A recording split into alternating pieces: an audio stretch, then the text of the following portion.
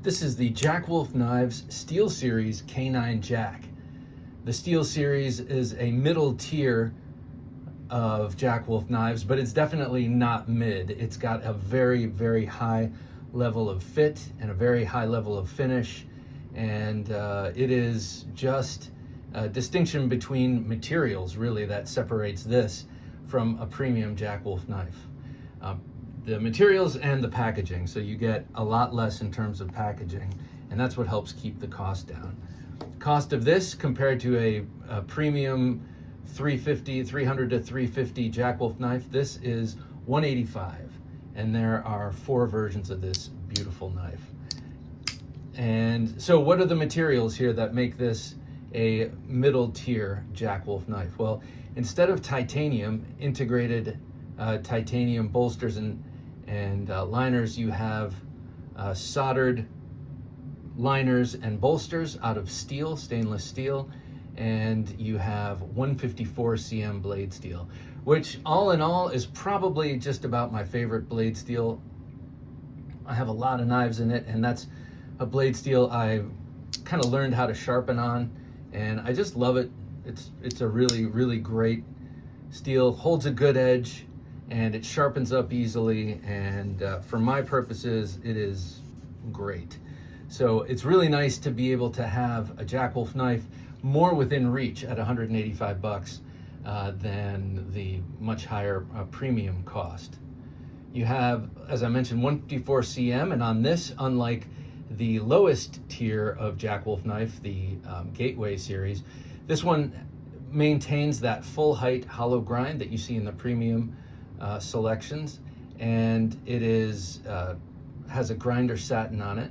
So beautiful double process here. First grinding out the bevels and then polishing them and putting that satin on. So that adds a little bit of cost because there's a little bit of extra process. You got 154 cm blade steel, as I've now mentioned thrice. You have that really nice large sharpening choil, sharpening notch, so you can really sharpen this thing for a long time, and it will be very, very useful. Hopefully you don't have to change the profile of this beautiful spear point blade too much over time, but if you have to, you can get up in there, and it stays thin behind the edge for quite some distance here. Beautiful swedge on there and a nail neck, and excellent action that you've come to expect from Jack Wolf knives. Great walk and talk, and then perfectly flat spring at the half stop, which is definitely not necessary, but it goes to show how well engineered a slip joint knife is, how well designed and planned out it is, if it has that fully flattened spring at the half stop. Plus the half stop allows you to shut it part of the way. I do that every time, damn it. Well, if you want to, you can close it part of the way and then close it, make it a single hand knife. All right, I'm gonna put on a Band-Aid, but as we, oh my God, that thing is sharp. I do that every time. All right, I guess I can't recommend that you close it one-handed unless you're more skilled at it than I am, because I rarely do that, and when I do, it always ends up biting my finger. I guess I should have known. It does have very good walk and talk, like I said, great spring action, getting blood all over the place. So it will recoil a little bit if you're a dumbass like myself. Hang on one second. I had some Band-Aids out at the ready, and what do you know? I must have put them in my backpack. All right. Okay, very sharp knife, very sharp knife. Something I love about this one is that it's in bone. Beautiful bone covers here. Originally, Jack Wolf Knives and Ben Belkin was a little squeamish about using natural materials because these are made overseas, and if you have high humidity or different, climate and that kind of thing, where it's made and then it ships over to the United States, Things can warp, things can crack, things can change with natural materials. So he took a chance a while back with his first wood handles, and they went over really well and maintained their shapes and their fit. And so he moved on to bone. This is the second bone offering that I know of. It's not, it's the third that I know of. You can get blue bone on the Gateway Barlow. You can get bone on that white bone on the Big Bro Jack. And I'm a sucker for the natural materials on these kind of knives, slip joint knives.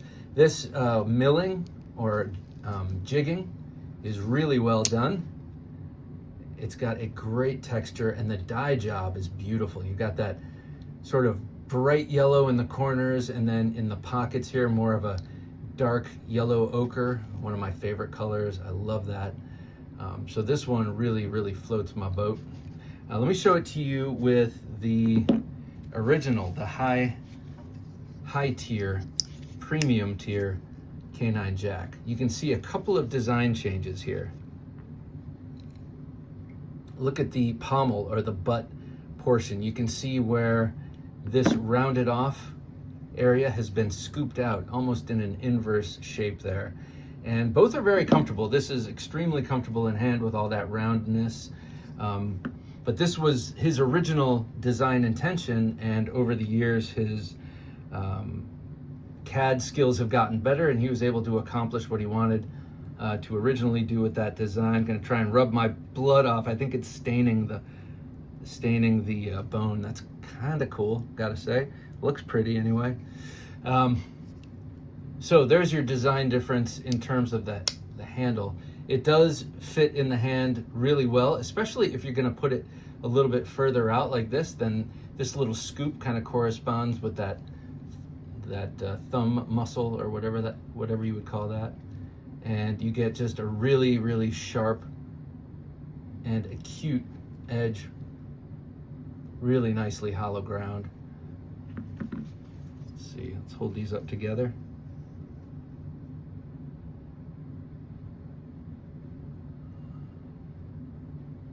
Beautiful. So these are at all of the retailers where you buy your Jack Wolf knives, and like I said, they are markedly less than the original premium versions, and a bit more than the Gateway Barlow. I mean, where is the Gateway? But I have it around here somewhere. Let me show that.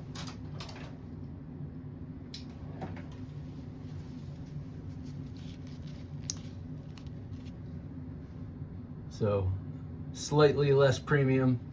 You got the pin construction. You've got 14C28N and less polish on that bolster. So you can see the difference in these three tiers right here.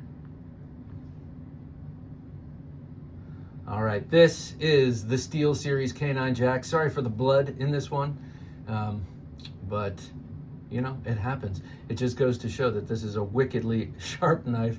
And it also goes to show that if you're gonna push it to the half stop with one hand, be careful, or maybe just do it off your pants. You know, do it off your leg. Maybe that's a safer bet.